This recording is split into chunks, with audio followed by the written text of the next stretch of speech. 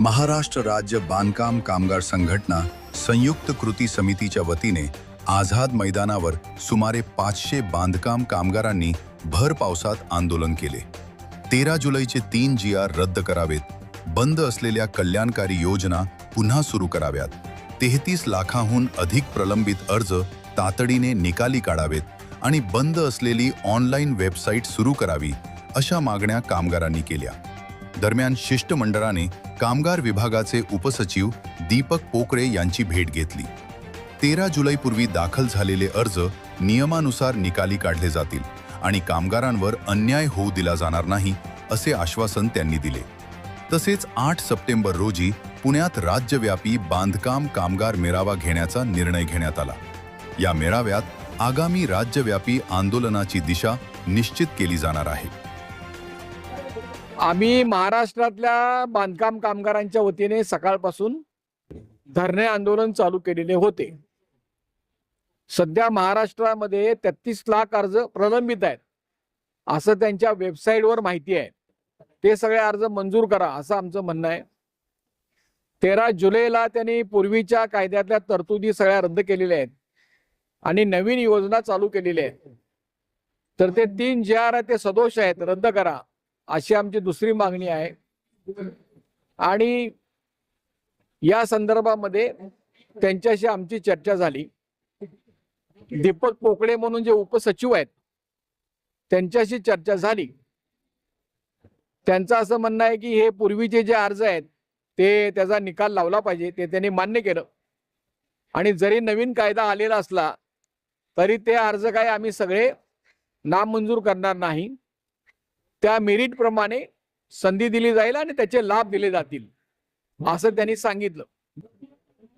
त्याबद्दल आम्ही त्यांना सांगितलंय की लोकसेवा हमी कायदा लागू झाला असल्यामुळे 3 महिन्यामध्ये तुम्ही अर्ज निकाली काढले पाहिजेत, तर ते निघालेले नाहीत। त्याच्याबद्दल ते आमचा प्रयत्न चालू आहे, असं त्यांचं म्हणणं आहे। सध्या नवीन प्रसूती रजा त्यांनी सुरू केलेली आहे, 25,000 रुपये। तर त्याच्याबद्दल पूर्वी अशी तरतूद होती की नोंदणीकृत बांधकाम कामगार असेल तर त्याची पत्नी जर गरोदर असेल तर तिच्या प्रसूतीचे लाभ दिले जायचे। आता त्याने असं केलेलं आहे की ती स्त्री महिला ही नोंदणीकृत कामगार पाहिजे तर लाभ मिळतील। तर यामध्ये दुरुस्ती करायला पाहिजे, असं त्यांना आम्ही सांगितलेलं आहे।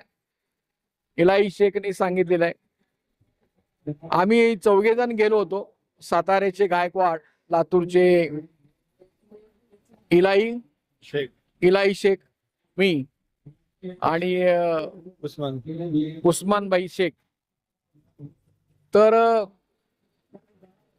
त्यांचं हे जे म्हणणं आहे, त्यांचं म्हणणं असं आहे की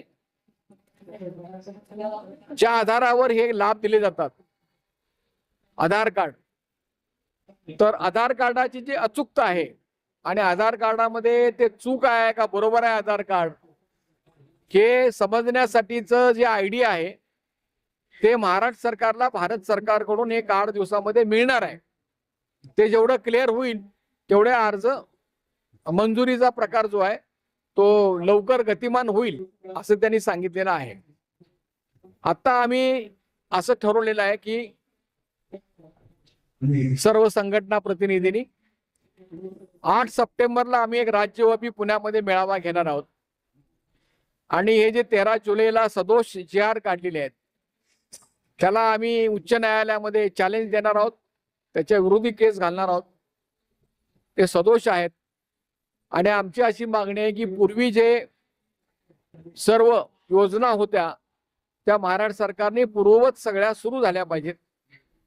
ही मागणी जर त्यांनी मान्य केली नाही तर आंदोलनाने न्यायालयाच्या मार्गाने आम्ही हे आमचा जो आंदोलनाचा भाग आहे तो आम्ही सुरू ठेवणार आहोत। धन्यवाद। आजचा लक्षवेधी आंदोलन होतं ते सकारात्मक झाले तर आंदोलन स्थगित करताय तुम्ही? हा, आम्ही आता आंदोलन स्थगित करतोय, कारण जे काही या मागण्यांच्या प्रक्रिया ज्या आहेत, मुख्यतः यांनी सामाजिक सुरक्षा संहिता जो आहे तो कायदा येऊ घातलेला आहे, त्याची प्रक्रिया पूर्ण झालेली आहे आणि त्या प्रक्रियेमध्ये कुणीच काय करू शकत नाही। पण आम्ही त्याच्याबद्दल उच्च न्यायालयामध्ये दाद मागणार आहोत आणि त्या मार्गाने जाणार आहोत.